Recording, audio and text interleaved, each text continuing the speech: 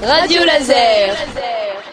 Bienvenue Insaliens, vous êtes à l'écoute de Radio Laser. Aujourd'hui, pour une première en direct de Guichin, 3 étudiants de l'INSA, Stanislas Bertrand, Charles-Henri Babio et Alexandre Ballan, vous proposent une émission consacrée aux sections culturelles.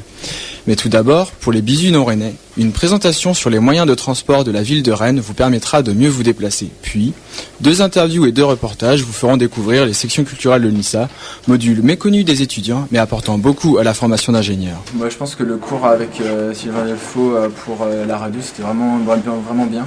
Ça changeait beaucoup des cours qu'on peut avoir avec les enseignants-chercheurs de l'INSA. Parce que la démarche puis la pédagogie de Sylvain est vraiment différente et ça nous booste bien et ça change. Cela termine notre présentation des sections culturelles. Pour les Insaliens intéressés par l'un des 3 modules, ils peuvent contacter Valérie Derien-Remer pour le théâtre et la technique, ou bien Hélène Prigent pour la musique. Ça nous a permis de découvrir un média, le média qui est la radio. Je savais pas du tout que ça se passait comme ça, par exemple en studio et tout, ça nous a permis de découvrir tout ça.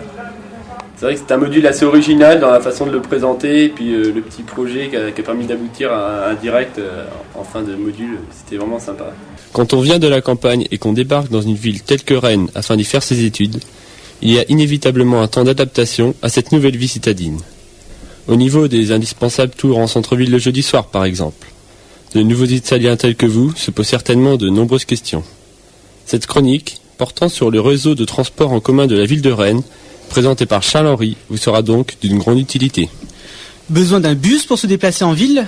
La Star, ce n'est pas une nouvelle célébrité rennaise, mais désigne plutôt le service de transport de l'agglomération rennaise. Ça a été vraiment un projet très intéressant, parce qu'il nous a permis finalement d'aboutir le live en radio, c'est pas n'importe quoi non plus. C'est vraiment un projet très concret qu'on a dû mener ensemble, en groupe. Tu peux d'ailleurs rejoindre l'INSA à toute heure de la nuit, en passant par la place de la République, notamment le jeudi soir où le trafic de bus a été renforcé. La Star te propose des voyages comme elle le propose à 270 000 Rennais aux 370 000 habitants des environs. Pas seulement en bus, mais également en vélo pour les amoureux de la nature. Mis en place depuis 2008, le vélo Star est le petit dernier du réseau.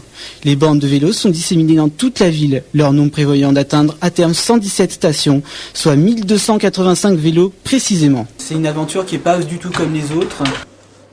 Pour achever cette émission, Alexandre nous fait un résumé des actions de mobilisation de l'année dernière et leur implication sur la vie étudiante à l'INSA.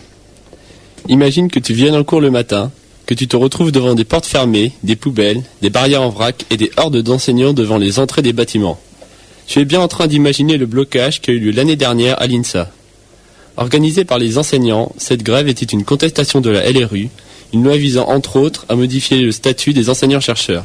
Le problème, c'est que nous étions trop occupés à voter pour savoir si nous allions voter la continuation du blocage, si bien que le motif de ce blocage restait un peu flou. Nous vous remercions d'avoir assisté à notre émission. Vous êtes sur Radio Laser. Le programme continue. Radio Laser.